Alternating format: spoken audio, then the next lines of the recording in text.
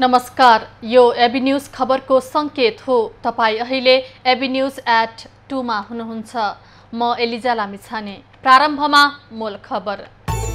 आगामी निर्वाचनसम्म गठबन्धन रहने ए समाजवादीका अध्यक्ष नेपालको भनाई। स्थानीय निर्वाचनमा आफूहरूमाथि षड्यन्त्र भएको गुनासो। निर्वाचन अघि प्रदेश प्रशिक्षण कार्यक्रम सञ्चालन गर्ने माओवादी केन्द्रको निर्णय।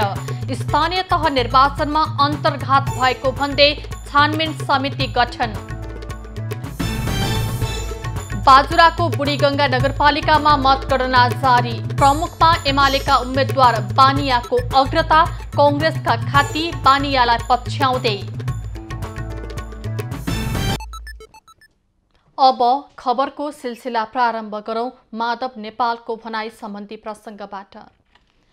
नेकपा एकीकृत समाजवादीका अध्यक्ष माधव कुमार नेपालले आगामी निर्वाचनसम्म गठबन्धन रहने स्पष्ट पारेका छन्। उनले 5 दलीय गठबन्धन राष्ट्रिय आवश्यकता भएको बताउँदै अब हुने संघीय तथा प्रदेशको निर्वाचनसम्म यो कायम रहने पनि बताए। समाजवादी प्रेस संगठन नेपाल रूपन्देहीले शनिबार बुटवलमा आयोजना गरेको पत्रकार सम्मेलनमा अध्यक्ष नेपालले गएको स्थानीय निर्वाचनमा आफूहरूमाथि षड्यन्त्र भएकाले आउँदो चुनाव एक्लै लड्ने समेत आफ्नो पार्टीले तयार रहेको बताए। अध्यक्ष नेपालले गठबन्धन आवश्यकता अनुसार भए तापनि स्थानीय तहमा आफूहरू आफ्नै बलमा निर्वाचन लडेको पनि बताए। नेकपा माओवादी केन्द्रले निर्वाचन अघि प्रदेशको प्रशिक्षण कार्यक्रम सञ्चालन गर्ने भएको छ।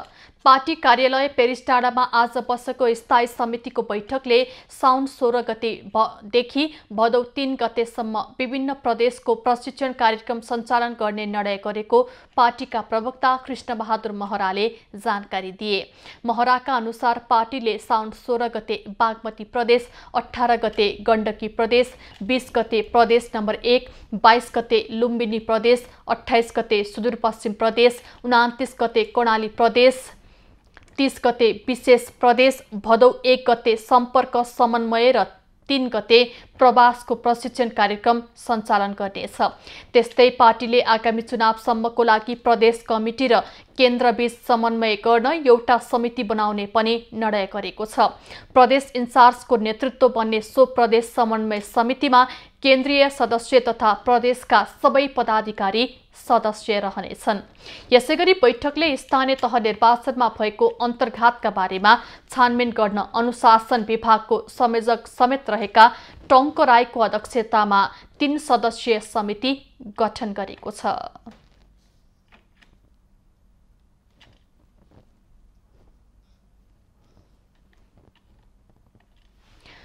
बाजुराको बुढीगङ्गा नगरपालिकामा सम्पन्न निर्वाचनको मतगणना जारी छ।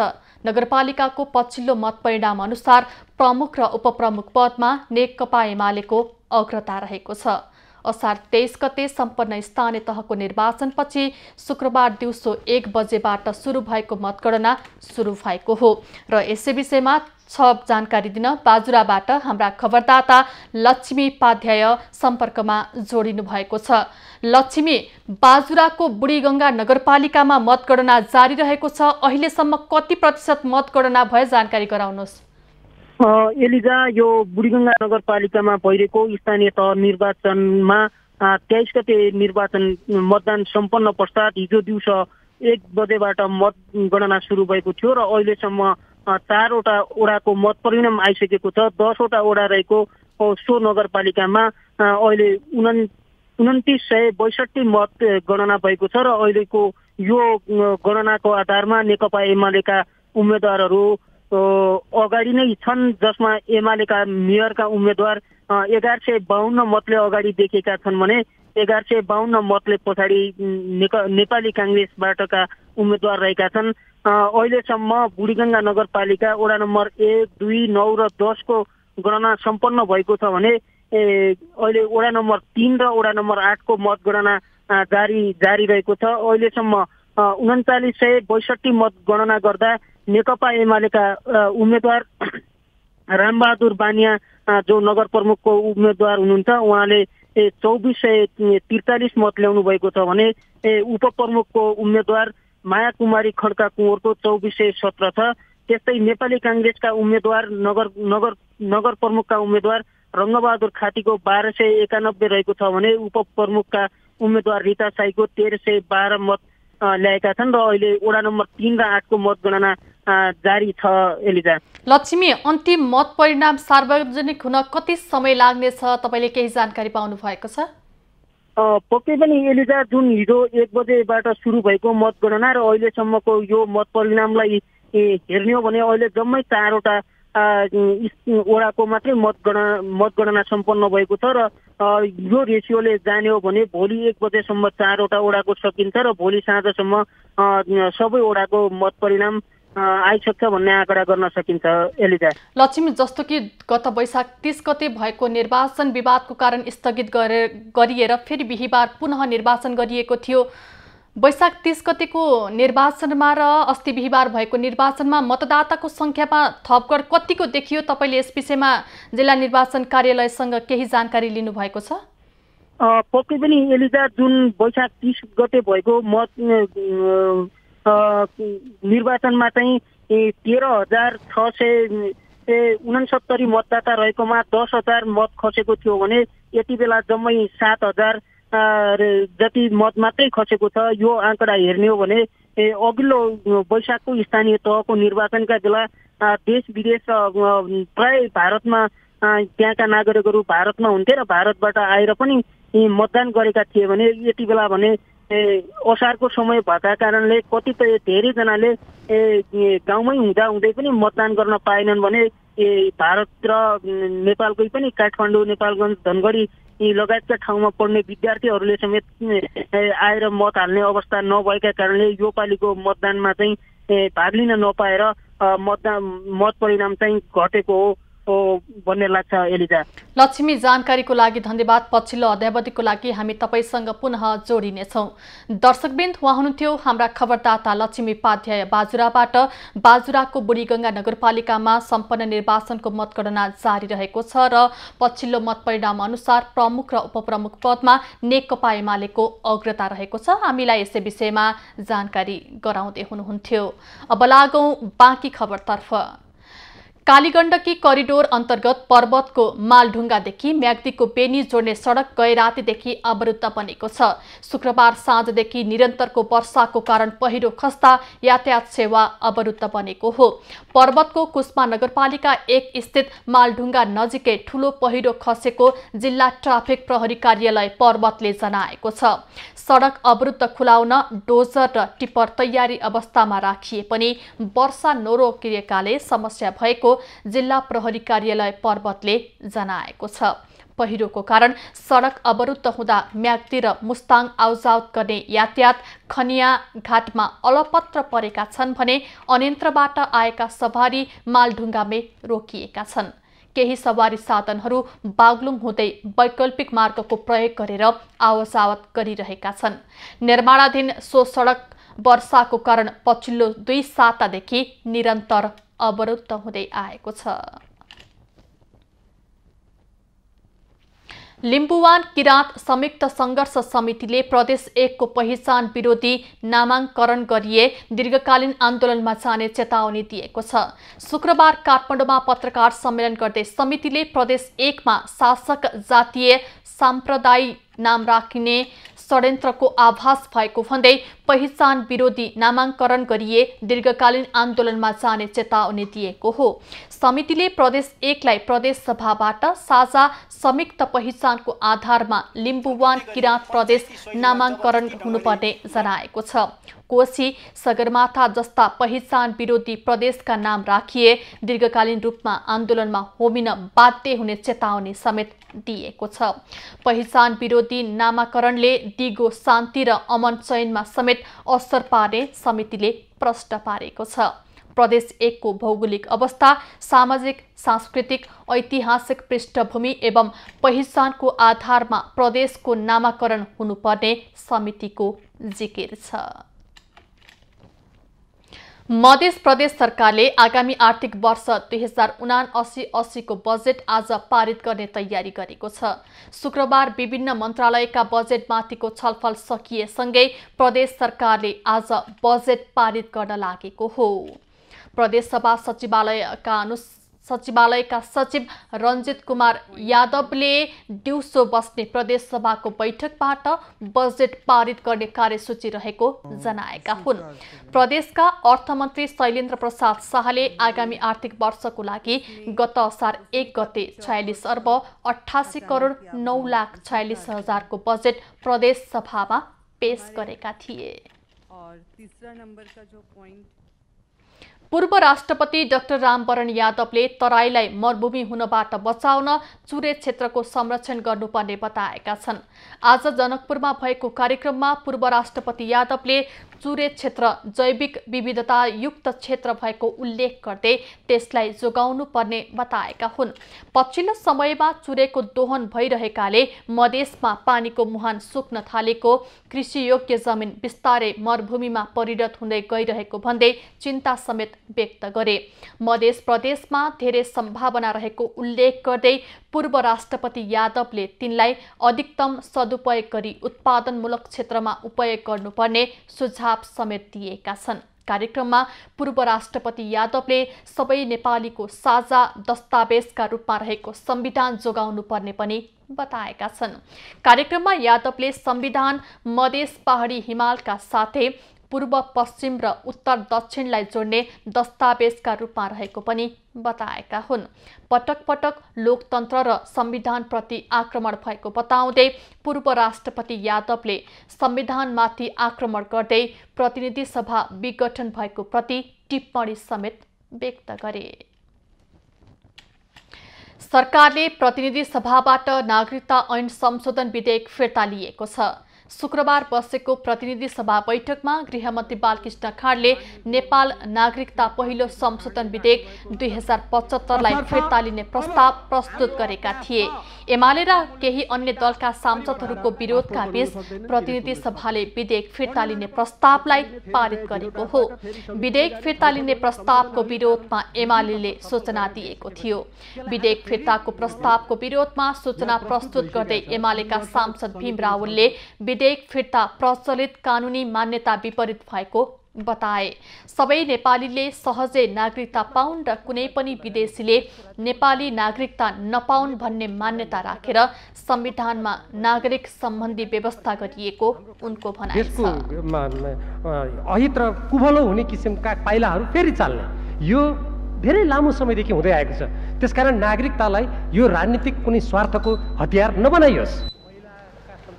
एमालेकै सांसद कृष्ण भक्त पोखरेलले कुनै पनि नेपाली नागरिकलाई नागरिकताबाट वञ्चित नगरिने संवैधानिक व्यवस्थालाई पालना गर्न छिटो विधेयक पारित गर्नुपर्ने बेला फिर्ता लिनु उचित नभएको पनि बताए।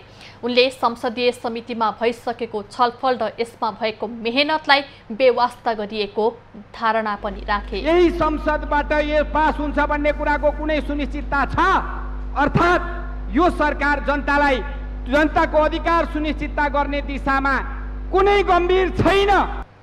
सांसदहरूले उठाएका प्रश्नको जवाफ दिँदै गृहमन्त्री बालकृष्ण खाँडले नागरिकता विधेयकमा देखिएको गाँठो फुकाउनको लागि फिर्ता लिएको बताए। उनले दलहरूको बीचमा सहमति गरेर नयाँ विधेयक ल्याउने र जति सक्दो छिटो पास गराउने दाबी पनि गरे। पूर्ववर्ती जुन विधेयकहरू छन् ती विधेयकहरूलाई नै मूल आधार मानेरै विधेयक आउनेछ। त्यो विधेयकले मूर्त आकार लिइसकेपछि, पास भइसकेपछि, नागरिकता सम्बन्धी संघीय कानुन बनिसकेपछि नागरिकता प्राप्त नगरेका लाखौं युवाहरूले नागरिकता प्राप्त गर्नेछन् र उनीहरूको जीवन सहज हुनेछ र हाम्रो राष्ट्रिय दायित्व पनि पुरा हुनेछ। तत्कालीन केपी ओली नेतृत्वको सरकारले 2075 साउनमा नागरिकता विधेयक संसदमा दर्ता गराएको थियो भने विधेयकमाथि संसदको राज्य व्यवस्था समितिमा करिब 2 वर्ष दफावार छलफल भएको थियो। संसदमा विचाराधीन रहेको अवस्थामा सरकारले विधेयक नै फिर्ता लिएको हो। नेपाल मजदुर किसान पार्टीका सांसद प्रेम सुवालले नेपाली नागरिकसँग विवाह गर्ने विदेशीहरूलाई कृत्रिम नागरिकता दिनुपर्ने बताएका छन्। शुक्रबारको प्रतिनिधि सभा बैठकमा उनले नेपालीसँग विवाह गर्ने विदेशी महिला अथवा पुरुषलाई 20 वर्षपछि कृत्रिम नागरिकता दिनुपर्ने बताएका हुन्। सांसद सुवालले कृत्रिम नागरिकता लिनको लागि पनि नेपालको संस्कृति बारेमा लिखित परीक्षा उत्तीर्ण हुनुपर्ने व्यवस्था गर्नुपर्ने पनि बताए। के गर्नुपर्छ? नेपालको संस्कृतिबारे लिखित परीक्षामा उत्तीर्ण गर्नुपर्छ र अरू देशमा त यस्तो छैन भन्ने पनि यहाँ होला। कुन देशमा के छ भन्ने कुरा होइन, हाम्रो आफ्नो देशको कुरा गर्ने हो, नेपालको कुरा गर्ने हो। संघ र प्रदेश दुवै तहको नागरिकता बनाउनु पर्ने पनि सुवालको माग छ। महिला र पुरुष बाहेकका लिङ्गको नागरिकता दिनको लागि चिकित्सा विज्ञानले प्रमाणित गर्नुपर्ने पनि उनले उल्लेख गरे। सांसद सुवालले नेपालको नागरिकता सम्बन्धी समस्या समाधान गर्न खुला सीमालाई बन्द गर्नुपर्ने पनि बताए। उनले नेपालको भूराजनीतिक अवस्था अनुसार नेपालीले विदेशीसँग विवाह गर्न नहुने पनि बताए। प्रमुख प्रतिपक्षी नेकपा एमालेका अध्यक्ष केपी ओलीले वर्तमान सरकारलाई अब स्वीकार गर्न नसकिने बताएका छन्। छविलाल कार्कीको 12औं स्मृति दिवसका अवसरमा शुक्रबार काठमाडौँमा आयोजित कार्यक्रममा उनले देशको साँचो लिएर सरकार लुट्ने काममा लागेको र चुनावमा धाँधली गर्ने काम गरेको भन्दै वर्तमान सरकार स्वीकार्य हुन नसक्ने बताएका हुन्। ओलीले वर्तमान गठबन्धन सरकार बनेपछि एउटा पनि राम्रो काम गरेको उदाहरण नभएको उल्लेख गर्दै सरकार अविलम्ब हट्नुपर्ने उल्लेख गरे। यो सरकार नालायक, भ्रष्ट, अनैतिक, सरकारमा एकछिन बस्न पनि नमिल्ने, नसुहाउने, नहुने सरकार हो। यो अविलम्ब हट्नुपर्छ। अध्यक्ष ओलीले वर्तमान सरकार नराम्रा कामको थुप्रो भएको पनि बताए। उनले जनआन्दोलनको अन्तिम दिन वैशाख 11 पूर्व राजा ज्ञानेन्द्र शाहले गरेको सम्बोधनको ड्राफ्ट आफूले तयार पारेको पनि दाबी गरे। हरेकतिर हेर्नुहोस्, जहाँ पनि विकासका आयोजनाहरू सबै कटौती गरे। राम्रो एउटा गर्दैन, नराम्रै गर्छ। यो सरकार भनेको नराम्रा कामहरूको थुप्रो हो। एउटा राम्रो काम यो सरकारले गरेको एउटा राम्रो काम देखाओस् त। अध्यक्ष ओलीले सरकारमा बस्ने मान्छेले नराम्रा काम गरे पनि उनीहरूलाई पदबाट हटाउने आँट प्रधानमन्त्री देउवामा नभएको उल्लेख गरे। अर्थमन्त्री जनार्दन शर्माले आफै राजीनामा नदिएको भए प्रधानमन्त्रीले हटाउनै नसक्ने उनको दाबी छ। कांग्रेस त निरी हो नि, अब बोल्नै नसक्ने, जे गरे पनि बोल्न नसक्ने, जस्तो मन्त्रीले जे गरे पनि कांग्रेस त हेरेको हेरे। कांग्रेससँग केही कदम चाल्ने दमै छैन, हुत्ती नै छैन, कांग्रेससँग नीति नै छैन, विचारै छैन। के गर्ने भन्ने त कांग्रेसले केही भन्नै सक्दैन। यसपल्ट पनि मन्त्रीले आफै राजीनामा दिएर हो, नत्र भने प्रधानमन्त्रीले निकाल्छन् भन्ने त प्रधानमन्त्रीसँग कुनै मन्त्रीलाई कारबाही गर्ने निकाल्ने हुती छ। अध्यक्ष ओलीले सशस्त्र विद्रोहको नाममा हतियार उठाउन परेको कारण अहिलेसम्म माओवादीले दिन नसकेको बताए। उनले माओवादी केन्द्रका अध्यक्ष दाहालले क्रान्तिको सपना देखाएर प्रचण्ड पथका नाममा आफ्नो स्वार्थ सेकेको आरोप समेत लगाए। प्रधानमन्त्री शेरबहादुर देउवाले त्रिभुवन विश्वविद्यालयलाई आधुनिक सुविधा सम्पन्न शैक्षिक संस्थाका रूपमा विकास गर्दै लैजाने बताएका छन्। त्रिभुवन विश्वविद्यालयको 63औं वार्षिक दिवसको अवसरमा प्रधानमन्त्री तथा विश्वविद्यालयका कुलपति एवं त्रिभुवन विश्वविद्यालय सभाका अध्यक्ष समेत रहेका देउवाले आगामी वर्षको बजेट तथा कार्यक्रमले विश्वविद्यालयको प्राज्ञिक स्तरलाई उकास्न तथा विभिन्न भौतिक सुधार मार्फत विश्वविद्यालयलाई आधुनिक सुविधा सम्पन्न शैक्षिक संस्थाका रूपमा विकास गर्दै लैजाने बताएका हुन्। देउवाले समाजका सबै वर्ग र समुदायले सहज र सुलभ रूपमा उच्च शिक्षा प्राप्त गरी समाजको लागि उपयोग गर्न सक्ने वातावरण निर्माण गर्नु राष्ट्रिय दायित्व भएको पनि बताए। अन्तर्राष्ट्रिय बजारमा प्रतिस्पर्धा गर्न सक्ने गुणस्तरीय जनशक्ति उत्पादन गर्ने गरी यसका प्राज्ञिक कार्यक्रमलाई थप सुधार र परिमार्जन गर्दै अघि बढ्नु आवश्यक रहेको उनको भनाइ छ। सर्वोच्च अदालतले हरेक दिन हरेक इजलासमा 32वटा मुद्दा फर्चौट गर्ने गरी मुद्दा व्यवस्थापन रणनीति लागू गर्ने भएको छ। सर्वोच्च अदालतमा पुराना मुद्दाको छिनोफानो हुन नसकेर थुप्रिँदै गएपछि कार्ययोजना बनाएर पुराना मुद्दा फर्चौट गर्ने गरी मुद्दा व्यवस्थापन रणनीति लागू गर्ने भएको हो। शुक्रबार पत्रकार सम्मेलन गर्दै सर्वोच्चले पुराना मुद्दाको चापले अदालतको नियमित सुनवाई समेत प्रभावित भएकाले साउनको पहिलो हप्तादेखि पुराना मुद्दा सुन्नेमा झार्ने गरी काम हुने जनाएको हो। हामीले 4 प्रकारका जस्तो दोहोऱ्याइपाउ सम्बन्धी, त्यसैगरी हामी प्रतिवेदनहरू, थुनुवाका प्रतिवेदनहरू, जो मुद्दामा थुनुवाहरू छन् तिनीहरूका प्रतिवेदनहरू, त्यसैगरी यो राष्ट्र न्यायाधिकरणबाट आएका अनुमतिका निवेदनहरू र त्यसैगरी यो पुनरावलोकनका निवेदनहरू, यिनीहरूको चाहिँ सुनवाई 4 गतेबाट सुरु गर्ने हिसाबले चाहिँ हामीले तयारी गरेका छौँ।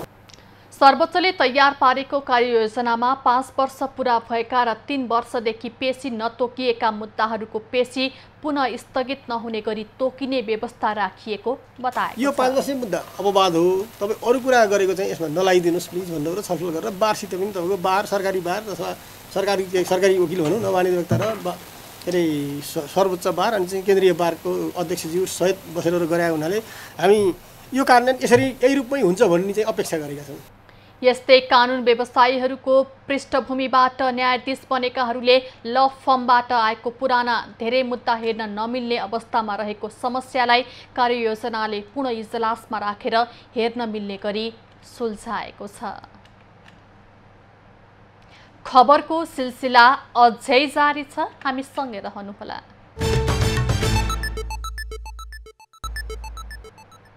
अब बाँकी खबर। नेपालमा उत्पादित सिमेन्ट पहिलो पटक भारतीय बजारमा बिक्री हुन थालेको छ। पाल्पा सिमेन्ट उद्योगले उत्पादन गरेको तानसेन सिमेन्ट सुनौली नाका हुँदै शुक्रबारबाट भारतीय बजारमा गएको हो। विशेष खबरको साथमा प्लम्बर पाइप्स र फिटिङ टिकिरहन्छ, चलिरहन्छ। नेपोवेट टाइल्स, आफ्नै माटो आफ्नै सान। शिवम असली ओपीसी सिमेन्ट since 2003.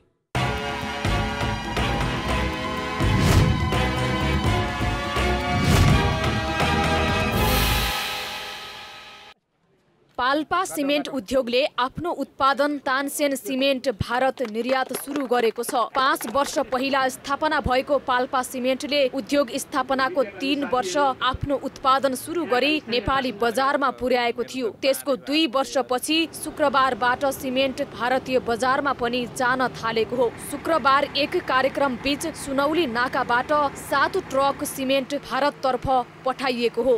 सुनौल नगर प्रमुख विमला आचार्यले एक कार्यक्रम बीच सिमेन्ट निर्यातको शुभारम्भ गरेकी हुन्।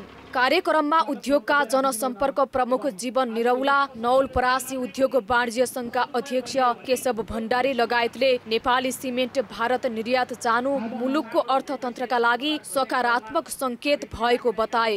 यो हाम्रो यो माल इस्टर्न बर्डर्समा, यूपीको इस्टर्न बर्डर्समा नदरवादेखि गोरखपुरसम्म त्यो फ्रेटको इस्युले 100 किलोमिटर्सको रेन्जमा हाम्रो सिमेन्ट जान्छ। अहिले त हाम्रो लगभग 3000 बोरा गइरहेछ आज, और फेरि रेगुलर क्रममा जान्छ। कोरोना कालमा पनि विभिन्न समस्याका बावजुद उत्पादन नरोकेको उद्योगले प्रारम्भिक चरणमा सुनौली, नौतनहुवादेखि गोरखपुर जान थालेको सिमेन्टलाई थप बजारमा पनि विस्तार गर्ने उद्योगले लक्ष्य राखेको छ। पाल्पा सिमेन्ट उद्योगले विद्युत, कच्चा पदार्थ, दक्ष प्राविधिक र सरकारी नीति नियमको झन्झट भने अझै कायमै रहेको गुनासो गरेको छ। अप्रत्यक्ष कर र रोयल्टी जस्ता समस्या समाधान पनि झेल्दै आएको छ। छोटो समयमै नेपाली सिमेन्ट भारतीय बजारमा निर्यात गर्न पाउँदा उत्साहित प्रमुख कार्यकारी निर्देशक शेखर अग्रवाल उद्योगी विद्युतको समस्या समाधान भए बजार विस्तार गर्न सकिने बताउँछन्।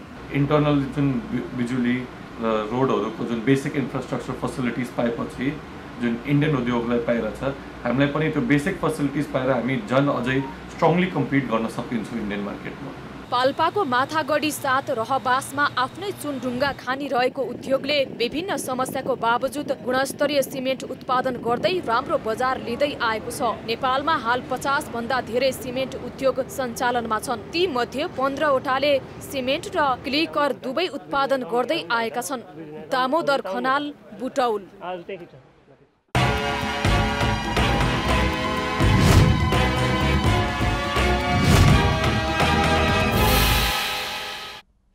2072 सालको भूकम्पले क्षति पुगेपछि जीर्ण बनेको त्रिचन्द्र क्याम्पसको पुनर्निर्माणको काम अझै पनि सरकारी प्राथमिकतामा पर्न सकेको छैन। तत्कालीन राजा महेन्द्र शाहदेखि वर्तमान प्रधानमन्त्री शेरबहादुर देउवा समेतलाई उच्च शिक्षा दिएको क्याम्पसको इतिहास दिनानुदिन मेटिदो क्रममा छ। विक्रम सम्वत 1975 मा निर्माण भएको यो त्रिचन्द्र बहुमुखी क्याम्पस शताब्दी लामो इतिहास बोकेको छ। ऐतिहासिक र सांस्कृतिक रूपमा पनि महत्त्व बोकेको यो क्याम्पसको वर्तमान अवस्था भने निकै जीर्ण रहेको छ।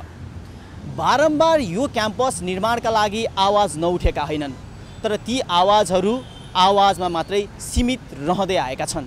इतिहास ढल्दैछ, सरकार मौन छ, save Trichandra, save Ghantaghar, save Trichandra.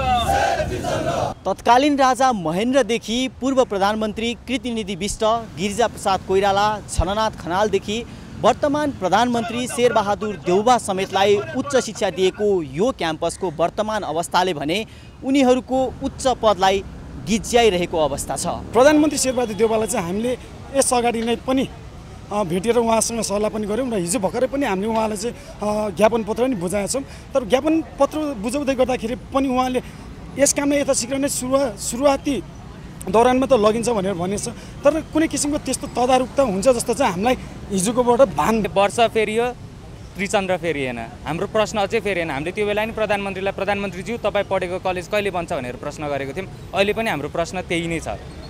प्रधानमन्त्रीहरू सरकारको अरू निकायहरूले देखेर पनि नदेखेको जस्तो, सुनेर पनि नसुनेको जस्तो गरिराख्नु भएको छ। 2072 सालको भूकम्पले जीर्ण बनेको यो क्याम्पस 5 वर्षभित्र निर्माण सम्पन्न गर्ने भनिएको थियो। निर्माण कार्य सुरु त भएको छैन, यसको इतिहास समेत मेटिँदै गएको छ भने यहाँका विद्यार्थीहरूलाई पठन पाठनमा पनि उत्तिकै असहज बन्दै गइरहेको छ। विद्यार्थी भएपछि सुव्यवस्थित तरिकाले, सुरक्षित तरिकाले पढ्न पाउन हाम्रो अधिकार हो। तर त्रिचन्द्रमा चाहिँ के छ भने सबैभन्दा पहिला स्थापना भएको सबै थोक लथालिङ्गै छ, व्यवस्थापनदेखि लिएर भौतिक संरचनादेखि लिएर। भूकम्प पश्चात पुनर्निर्माण भयो कुनै सरकारी विश्वविद्यालयहरूको कसैको पनि पुनर्संरचना भएन। त्यस पछाडि अहिले पनि हेर्न सकिन्छ भूत बङ्गलाभन्दा केही कम छैन। विद्यार्थीले भनेको शिक्षा स्वास्थ्य भनेको एकदम अत्यावश्यक कुरा हो। हामीले चाहिँ आफ्नो अति आवश्यक कुरालाई चाहिँ राइट टु एजुकेसनलाई राम्रोसँग चाहिँ लिन सकिरहेका छैनौँ। यही क्याम्पसमा पढेका हजारौँ विद्यार्थीहरू देश तथा विदेशका विभिन्न स्थानमा उच्च ओहदामा रहे, तर यो क्याम्पसको वर्तमान अवस्था भने इतिहास मेटिदो क्रममा रहेको छ। यसप्रति सबैको ध्यान जाओस्। क्यामेरामा विनय तामाङका साथमा अजय खत्री, काठमाडौँ। काठमाडौँको नक्साल नागपोखरी स्थित सन्तोषी माताको मन्दिरबाट गरगहना तथा पैसा चोरी भएको छ। सुरक्षाका दृष्टिले संवेदनशील मानिने क्षेत्रमा रहेको मन्दिरबाट चोरी भएपछि उपत्यकाको सुरक्षा व्यवस्थामा समेत प्रश्न उठेको छ। काठमाडौँको नक्साल नागपोखरी स्थित सन्तोषी माताको मन्दिरबाट बुधबार राति गरगहना चोरी भएको छ। धार्मिक सांस्कृतिक स्थलबाट बहुमूल्य वस्तुहरू हराउने, गरगहना, मूर्ति लगायतका वस्तु चोरी भएको यो पहिलो घटना भने होइन। सम्बन्धित निकायले सुरक्षाको पाटोलाई व्यवस्था गर्दा यस्ता अप्रिय घटनाहरू घट्ने गरेको भक्तजन बताउँछन्। कमिटीले पहिला पनि के गर्ने गरेको थियो भन्दाखेरि सबै सामानहरू झिकेर शुक्रबार बिहान मात्र लगाइदिने गरेको थियो।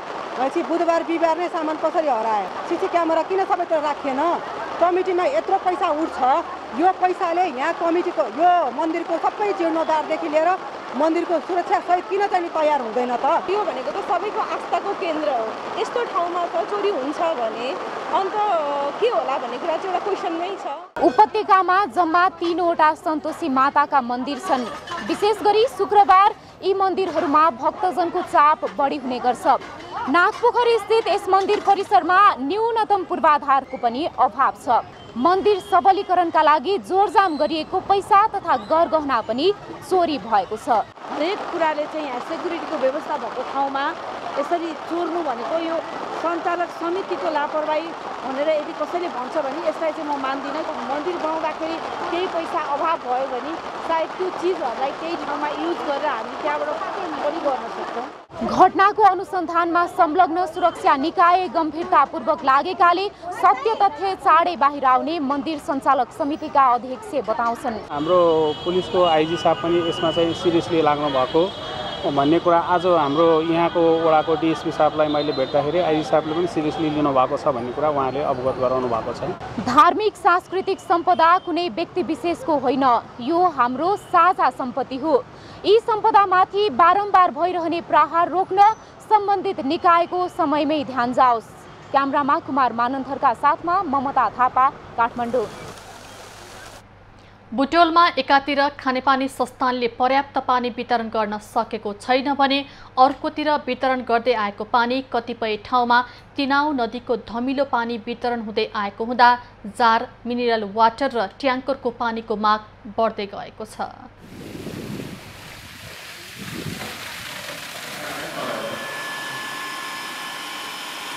बुटवलमा पिउने पानीको प्रशस्त स्रोत भए पनि खानेपानी संस्थान र बुटवल उपमहानगरपालिकाको ध्यान पुग्न नसक्दा वर्षायाममा समेत बुटवलमा खानेपानीको अभाव हुने गरेको छ, जसका कारण बुटवलका स्थानीयवासी तथा होटल व्यवसायीहरू महँगो मूल्य तिरेर जार, मिनरल वाटर र ट्याङ्करको पानी किन्न बाध्य छन्।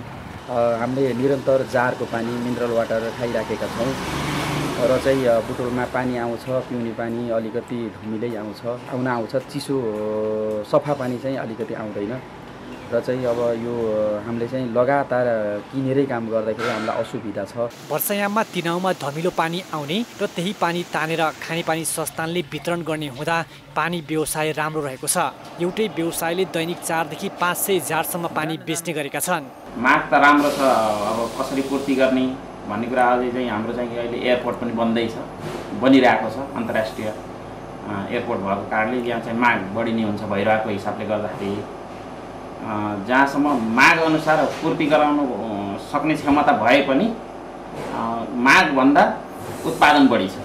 2059 सालदेखि बुटवलमा पानी व्यवसाय गर्दै आएका तिलोत्तमा वाटर सप्लाईका सञ्चालक खिललाल थापा मगर दैनिक 12 ट्याङ्कर पानी बेच्दै आएका छन्। एक ट्याङ्कर पानी 1200 रुपैयाँमा बिक्री हुने गरेको छ। पहिला 59 सालमा हामीले पानी काम गर्दाखेरि मसँग 7वटा ट्याङ्कर थियो। 7वटा ट्याङ्करले पानी दिँदाखेरि पनि बुटवलमा एकजना मान्छेले पानी माग्यो भने 3 दिन 4 दिन पालो घुर्न पर्थ्यो। अहिले चाहिँ त्यो स्थिति छैन, धेरै सहज भइसकेछ। केही समय यता रूपन्देहीमा जनसङ्ख्या वृद्धिसँगै खानेपानी व्यवसाय राम्रोसँग फस्टाउँदै गएको छ। मिनरल वाटर र जार व्यवसायका उद्योग मात्र होइन, ट्याङ्करबाट बोरिङको पानी घर घर पुर्याउने प्रचलन पनि बढेको छ।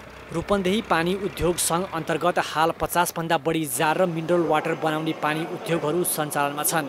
केही उद्योग दर्ता बिना नै सञ्चालनमा छन्। पानी उद्योगीहरूले 2-3 लाखदेखि 1.5 देखि 2 करोडसम्म लगानी गरेका छन्। बुटवलमा एकातिर खानेपानी संस्थानले पर्याप्त पानी वितरण गर्न सकेको छैन भने अर्कोतिर वितरित पानी पनि धमिलो भएका कारण जार र ट्याङ्करको पानीको माग बढ्न थालेको छ। न्युज खबरका लागि दामोदर खनाल, बुटवल। सल्यानमा एउटा पनि अक्सिजन प्लान्ट नहुँदा सल्यानका बासिन्दाले लामो समयदेखि शास्ति खेप्दै आएका थिए। हालै जिल्ला अस्पतालमा अक्सिजन प्लान्ट जडान भएपछि अक्सिजनको समस्या हटेको छ। सल्यान जिल्ला अस्पतालमा अक्सिजन प्लान्ट जडान गरिएको छ। 40 लिटर क्षमताका सिलिन्डर 24 घण्टामा 48 थानसम्म भर्न सकिने क्षमताको फिलिङ सिस्टम सहितको प्लान्ट जडान गरिएको हो। यसको उत्पादन क्षमता 24 घण्टामा हाम्रो 40 लिटरको सिलिन्डर 48 वटा भर्छ यसले चाहिँ। अनि हाम्रो यसको टिकाउ भन्ने कुरा त अब मेसिन भर्खरै नयाँ आएको, हाम्रो कर्णाली प्रदेशमा आएको सबै मेसिनहरूमा यही कम्पनीको छ, तर नयाँ छ सबैलाई। यसअघि जिल्लामा अक्सिजन प्लान्ट नहुँदा खाली सिलिन्डर भर्नका लागि दाङ, नेपालगञ्ज र सुर्खेत जानुपर्ने बाध्यता थियो। अक्सिजन भर्न समेत धौधौ पर्ने अवस्था थियो। अहिले अक्सिजन जडान पश्चात जिल्लावासी खुसी भएका छन्।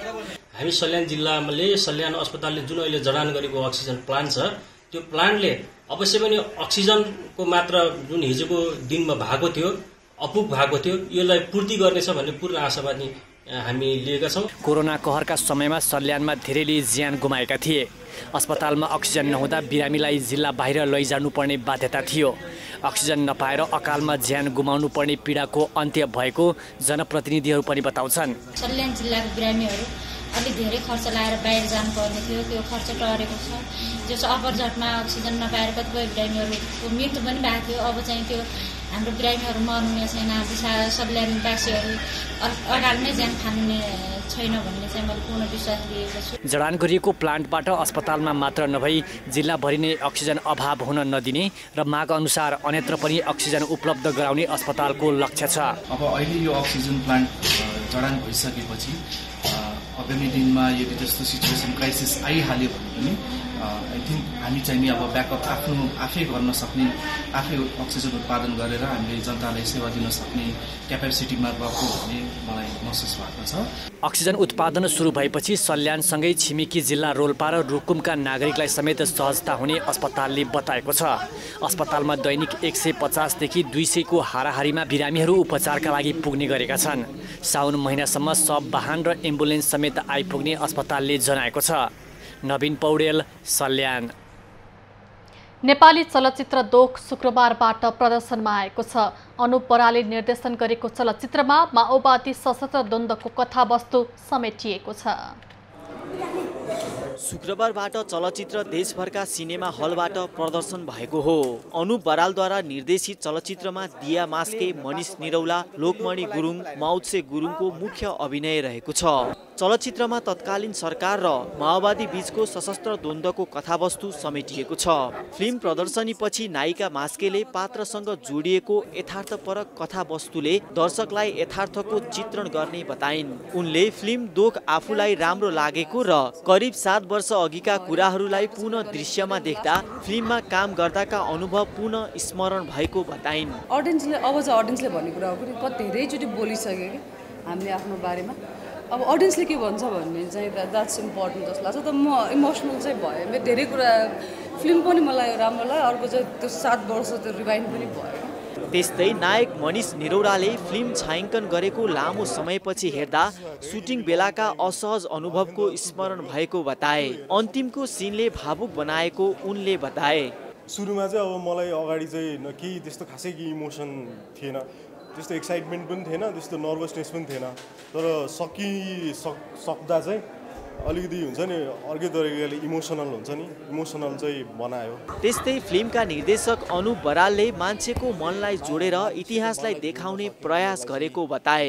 उनले इतिहास जस्तो फिल्म भए पनि यस्ता चलचित्रले भावी पुस्तालाई विगतको कुरा सम्झाइरहने बताए। हामीले मान्छेको मनलाई जोड्न सक्यौँ, उनीहरूलाई चाहिँ एक हिसाबले चाहिँ उनको जो भोगाइ छ नि त्यसलाई चाहिँ एकचोटि रिकल गरेर अब यस्तो हुनु हुँदैन भन्ने मात्रै पुग्दियो भने चाहिँ हामीले चाहिँ आफ्नो काम राम्रोसँग गरेका रहेछौँ भन्ने हामी बुझ्छौँ।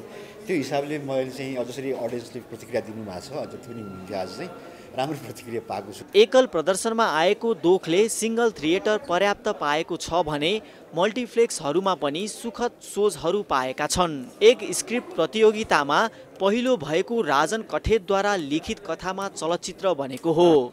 सबिन ग्याउली र मनोज अधिकारी निर्माता रहेको चलचित्रको कार्यकारी निर्माता भीम न्यौपाने, ओम गुरुङ र रन्जु वाग्ले थापा हुन्। सन्तोष पाठक, धर्म अधिकारी, प्रवीण पाठक, सुमिता आचार्य, दीपक खनाल र युवराज भट्टराई एसोसिएट निर्माता रहेको चलचित्रमा शैलेन्द्र डी कार्कीको छायाङ्कन, सङ्गम पुष्पाको ब्याकग्राउन्ड स्कोर, अष्टमहर्जनको द्वन्द्व र निमेश श्रेष्ठको सम्पादन रहेको छ। खबरको सिलसिला अझै जारी छ, हामीसँगै रहनुहोला। अब पालो एबी न्यूज एट स्पोर्ट्सको।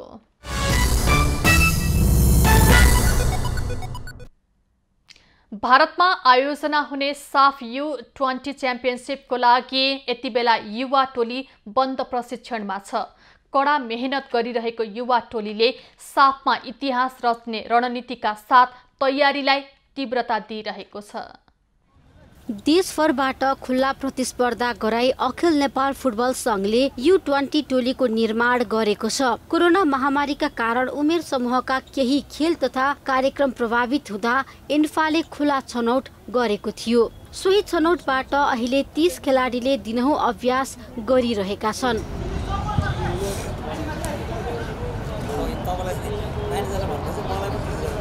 ललितपुर स्थित एन्फा कम्प्लेक्समा उनीहरूले राम्रो नतिजाको खोजीमा अभ्यासलाई तीव्रता दिइरहेका हुन् र मुख्य लक्ष्य साफ U20 प्रतियोगितामा राम्रो गर्ने रहेको छ। खेलाडी छनौटदेखि प्रारम्भिक टोली निर्माणका लागि मेहनत गरेका मुख्य प्रशिक्षक मेघराज केसीले खेलाडीको अभ्यासबाट आफू सन्तुष्ट रहेको र राम्रो नतिजा ल्याउनेमा आशावादी भएको बताए।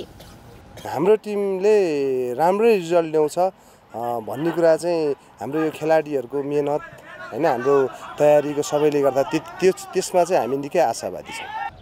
प्रशिक्षक केसीले खुला प्रतिस्पर्धाबाट 700 खेलाडीबाट 41 खेलाडी छनौट गरेका थिए। अघिल्लो साता मात्र 11 खेलाडीलाई बिदाई गरेका केसीले अहिले 30 खेलाडीलाई प्रशिक्षण गराइरहेका छन्। टोलीले बिहान र बेलुका गरी 2 सेसनमा प्रशिक्षण गराइरहेका छन्। कडा मेहनत गरिरहेको युवा टोलीले साफमा इतिहास रच्ने रणनीतिका साथ तयारीलाई तीव्रता दिएको हो। कोरोना महामारीका कारण समूहका कार्यक्रम नहुँदा अहिलेको U20 समूहलाई सहयोगी टोली खुल्ला प्रतिस्पर्धाबाट लिएको थियो। छनौट हुँदा केही शहीद स्मारक A डिभिजन लिग खेलका अनुभवी खेलाडी सहित B, C डिभिजन खेलेको खेलाडीहरूको संयोजन भएको छ। बनेको टोलीलाई साफ U20 को प्रतियोगितामा खेलाएर अनुभव दिलाउनु पर्ने बाध्यता अहिलेको अवस्था रहेको प्रशिक्षक केसीले बताए।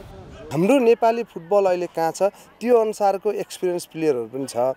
अब एक्सपिरियन्स भन्ने कुरा चाहिँ अब हामीले चाहिँ यिनीहरूलाई यो अन्डर 20 गेम खेलाएर चाहिँ एक्सपिरियन्स प्लेयर चाहिँ अब बनाउनु पर्ने अवस्था पनि छ। जुलाई 25 देखि अगस्त 5 सम्म हुने च्याम्पियनसिपमा आयोजक भारत, नेपाल, मालदिप्स, श्रीलङ्का र बङ्गलादेशले सहभागिता जनाउँदैछन्। च्याम्पियनसिपका लागि यसअघि तालिका पनि सार्वजनिक भइसकेको छ। उद्घाटन खेलमा नेपालले मालदिप्सको सामना गर्नेछ। भुवनेश्वरी स्थित कलिङ्ग स्टेडियममा हुने उद्घाटन खेल जुलाई 25 मा हुनेछ। अब पालो खास खबरको।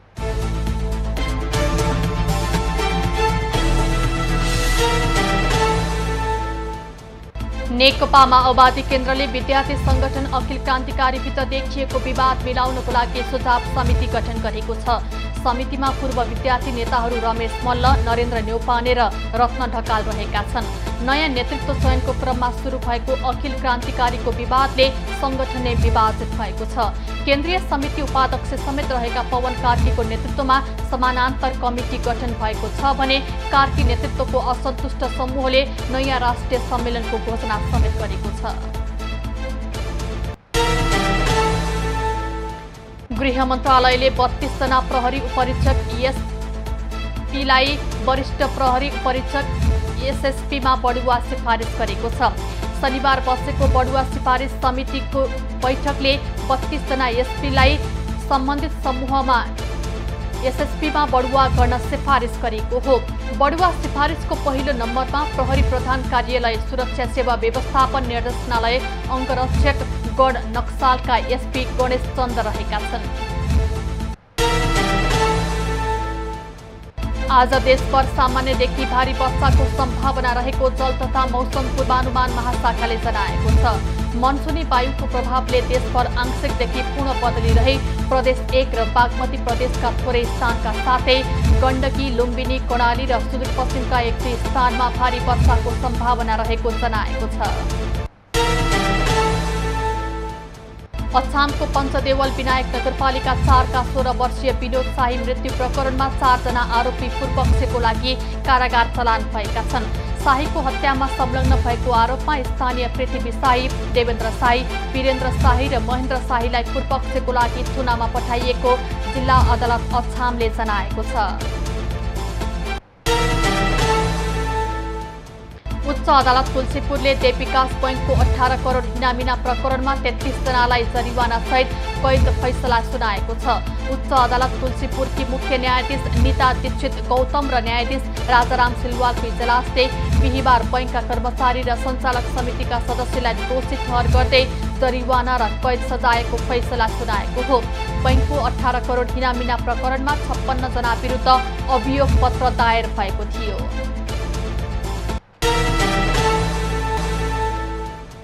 पृथ्वी राजमार्ग अन्तर्गत सडक खण्ड अन्तर्गत तनहुको म्याग्दे गाउँपालिका 4 मा बिहान पहिरो खस्दा अवरुद्ध भएको जामुने खैरेनी सडक खण्ड करिब 4 घण्टापछि खुलेको छ। पहिरोको कारण पूर्ण रूपमा अवरुद्ध राजमार्ग डोजरको सहायताले पहिरो पन्छाएपछि सञ्चालनमा आएको हो। 4वटा डोजरले पहिरो पन्छाएपछि निर्वाध रूपमा सो सडक खण्डमा दुईतर्फ सवारी सञ्चालनमा आएको छ। कैलालीको धनगढी स्थित मोहना नदीमा पानीको सतहले खतराको तह पार गरेको छ। मोहना नदीमा बाढी आएपछि तटीय क्षेत्र तथा डुबान भइरहने स्थानका बासिन्दालाई सतर्क हुन बाढी पूर्वानुमान महाशाखाले अनुरोध गरेको छ। बाढी पूर्वानुमान महाशाखाका अनुसार कान्द्रा र मोहनामा पानीको सतह बढ्दो क्रममा छ भने कर्णाली नदीमा पानीको बहाव स्थिर रहेको महाशाखाले जनाएको छ।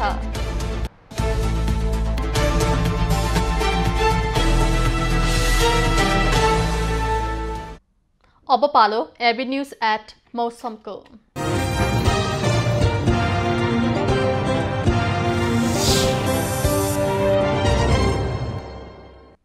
हाल देशका पहाडी भूभागमा सामान्यदेखि पूर्ण बदलिरहेको छ। दिउँसो बागमती, गण्डकी, लुम्बिनी, कर्णाली र सुदूरपश्चिम प्रदेशका थोरै स्थानमा र बाँकी प्रदेशका केही स्थानमा मेघगर्जन सहित हल्कादेखि मध्यम वर्षाको सम्भावना रहेको जल तथा मौसम पूर्वानुमान महाशाखाले जनाएको छ। काठमाडौँ उपत्यकाको आजको अधिकतम तापक्रम 29 डिग्री सेल्सियस र न्यूनतम तापक्रम 20 डिग्री सेल्सियस बीच रहने अनुमान गरिएको छ। आज सूर्योदय बिहान 5:14 भयो भने सूर्यास्त साँझ 7:04 हुनेछ। आज देशभरको मौसम कस्तो रहला त हेरौं देशका विभिन्न स्थानको अनुमानित मौसमी अवस्था।